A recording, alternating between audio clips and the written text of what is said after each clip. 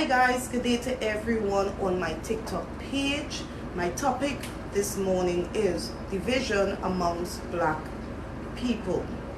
Division amongst black people, it stems and it goes way back to slavery. It stems and it goes way back to slavery.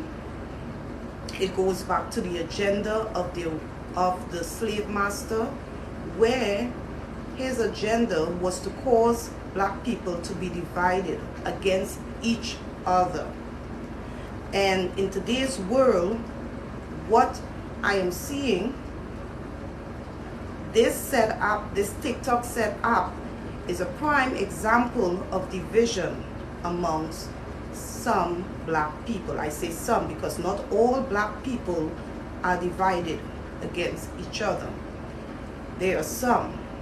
So if some of you all are not aware, I am here to let you all know that on this same said app, which is called TikTok, there are a group of men who come on this app, and when they speak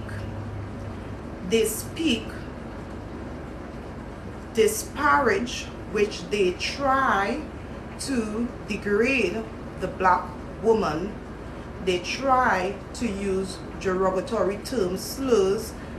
Sometimes they use words colorism, texturism, talk about the black woman here, which is called texturism, colorism, which as they try to compare the lighter skinned woman to the darker skinned woman by saying lighter skinned women are much prettier than the dark skinned woman. Some of these black men, they talk about the black woman's hair, they talk about her skin tone, they categorize her as not beautiful or not pretty. And they speak like if she is not the beauty standard. Some black women on this said app, TikTok app, they speak against the black men, some black women. There is one content creator, she has live on a regular basis, and her agenda is to advise black women to not date black men. She sits on her live and she spews hate against the black men. My question to these so-called black people: why are you trying to divide the black community? Why are you projecting hate onto the black community? I can only give my opinion as it relates to some of the ideologies of some of these black people. It all goes back and stems back to systemic racism. It all goes back and stems back to intergenerational trauma. It all goes back and stems back to internalized trauma. And I will take you guys down to memory lane. As we all know that, of course, the slavery trade started in the year 1914, where the Portuguese started to purchase slaves in Africa. And then the Europeans began purchasing slaves from the Portuguese back in those days. And then the Europeans transported the slaves, enslaved throughout the world, throughout the continent. And of course, the slaves were brought over here in the Americas, and when they came here, they were disenfranchisement, which they were stripped, they were oppressed, and they were shackled. They were denied education. They were segregated, whereas they were separated from all ethnic groups. They were stripped of their dignity. They were dehumanized. They were essay, meaning that they were sexually assaulted. I'm just giving you all an idea of what the slaves went through back in the 1960s, under the 1960s, around 1959, 1950s, when the slaves were brought here. They worked tirelessly. They were treated horrendously, and they were deprived and stripped of their dignity and identity. And our ancestors, when I say our, because I'm speaking for all person of melanin tone and skin tone, all. Our ancestors went through trauma, internalized trauma. They developed trauma. And the same said trauma that our ancestors developed, whereas they were internalized, we are the generation and the descendants from our ancestors. And when we were birthed with that same set trauma. It was passed on to us through a genes that is called epigenetics. The genes epigenetics is the behavior, the environment that can change and affect the way that genes work. So we were birthed with intergenerational trauma. And that said intergenerational trauma has been passed on through epigenetics. Now, social construct. Social construct are ideas and beliefs that are created within a society. What are the ideas and beliefs that are created within the society? The black people, some of the ideas and the beliefs is to tear down each other. Is to put division amongst each other. And that is the idea and the rhetoric of the colonizer. The colonizer. It is not the idea and the rhetoric it's not supposed to be the idea or the rhetoric of the black man or the black woman. It's the idea of the colonizer. And who is the colonizer? The colonizer back then was the Europeans. They entered into Africa, tried to take control.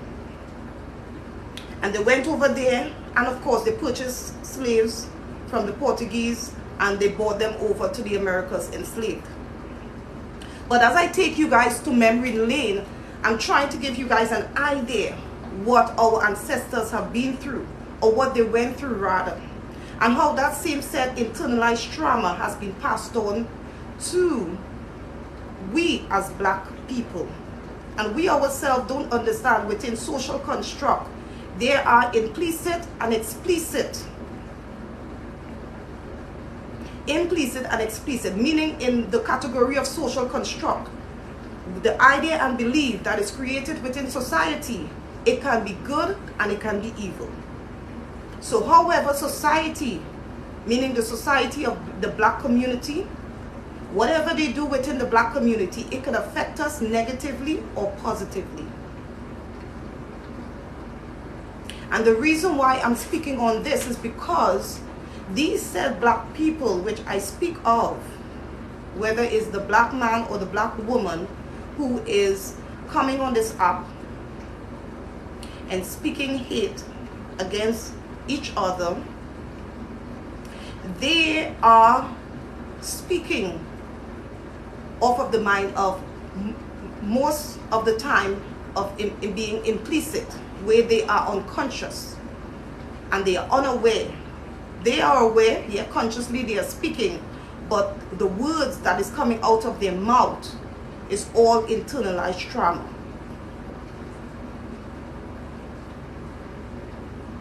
We as black people are supposed to come together as one. We've seen, or we have researched and read of the torment that our ancestors have gone through. Instead of trying to bring division amongst each other, we as a black community should uplift each other. I understand that there is issues within the black community. I understand that some black women, when they date or be in a relationship or a marriage with a black man, he is unfaithful to her. He is not being there as the father in the home. He's not standing up and accepting his responsibility to take care of the children and take care of the home. Some of our black men have failed in that area, whereas they're not a part of the child's life. They are not taking up their responsibilities as fathers. And I understand that, you know, some black men will want to argue with me. They will want to rebuttal this and say, well, Melissa, some of the black women are the cause for this action. Some of the black women deny the father the rights to spend time with his child. And I understand and I empathize with you all. Like I say, this conversation is not for one, but it's for both parties.